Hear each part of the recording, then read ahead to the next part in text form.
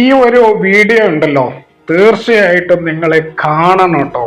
ഇത് ഇന്ന് സോഷ്യൽ മീഡിയയിൽ ഭയങ്കര രീതിയിൽ വൈറലാകുന്ന ഒരു കുറിപ്പാണ്, അല്ലെങ്കിൽ ഒരു പോസ്റ്റാണ്.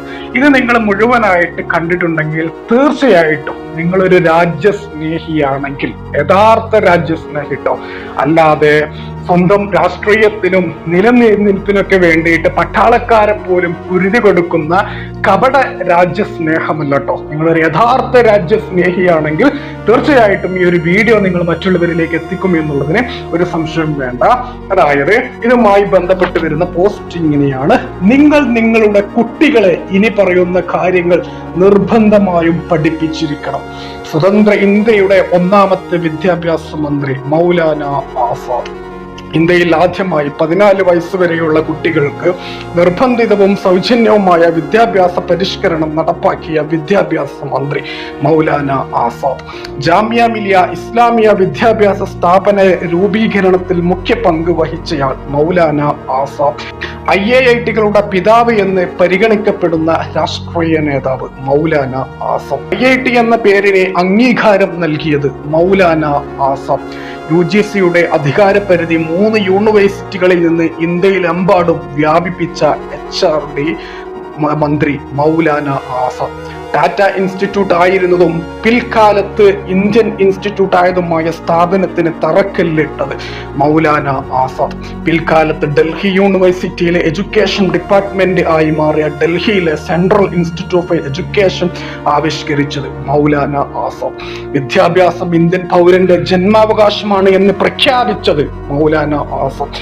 ഹിന്ദു മുസ്ലിം ഐക്യത്തിന് വേണ്ടി നിലകൊള്ളുകയും ഇന്ത്യ പാക് വിഭജനത്തെ എതിർക്കുകയും ചെയ്ത വ്യക്തിത്വം മൗലാന ആസാദ്. ഇപ്പോൾ ഈ മഹാന്റെ പേര് NCERT 11ാം ക്ലാസ്സിലെ പൊളിറ്റിക്കൽ സയൻസിൽ നിന്ന് നീക്കം ചെയ്തിരിക്കുന്നു. നിയമനിർമ്മാണ സഭയുടെ കീഴിൽ വിവിധ വിഷയങ്ങളുമായി ബന്ധപ്പെട്ട് 8 മുഖ്യ കമ്മിറ്റികൾ ഉണ്ടായിരുന്നു. സാധാരണ ജവഹർലാൽ നെഹ്റു, രാജേന്ദ്ര പ്രസാദ്, സർദാർ പട്ടേൽ, മൗലാന ആസാദ്, അംബേദ്കർ എന്നിവരിൽ ഒരാൾ ഈ കമ്മിറ്റിയിലെ അധ്യക്ഷ സ്ഥാനം വഹിച്ചിരുന്നു. ഈ വാചകങ്ങളിൽ നിന്ന് മൗലാന ആസാദിനെ എടുത്തു മാറ്റിയിരിക്കുകയാണ്. കഴിഞ്ഞ വർഷം ന്യൂനപക്ഷ സമുദായങ്ങൾക്ക് ഇദ്ദേഹത്തിന്റെ പേരിലുണ്ടായിരുന്ന ഫെലോഷിപ്പ് നിർത്തലാക്കിയിരുന്നു.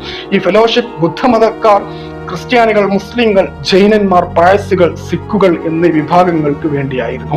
ഈ വെട്ടിമാറ്റലുകൾ NCERT പുറത്തുവിട്ടിട്ടില്ല. അത്ര കണ്ട് ഭീരുക്കളാണ് അവർ.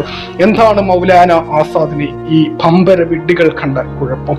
അദ്ദേഹം മുസ്ലിമാണ് എന്നത് തന്നെ. ഒരു കാര്യം കൂടി പറയാം, മൗലാന ആസാദ് ഏതാണ്ട് 10 കൊല്ലം ബ്രിട്ടീഷ് തടവറയിൽ കഴിഞ്ഞ മഹത് വ്യക്തിയാണ്. ഈ സമയത്ത് ഏകാന്തതയിൽ അദ്ദേഹം കത്തെഴുതുമായിരുന്നു. അത് സവർക്കറെ പോലെ മാപ്പിരിക്കാനോ പുറത്തുവിട്ടാൽ പാദസേവ ചെയ്തു കൊള്ളാമെന്നോ പറയാനായിരുന്നില്ല, മറിച്ച് തന്റെ പ്രിയ സുഹൃത്തുക്കൾക്ക് വേണ്ടിയായിരുന്നു. മൗലാന അബ്ദുൽ കലാം ആസാദിന്റെ പോരാട്ടങ്ങളും സംഭാവനകളും തലമുറകളിലേക്ക് പകരുക. ഈ ഒരു വീഡിയോ ഷെയർ ചെയ്യേണ്ടതല്ലേ?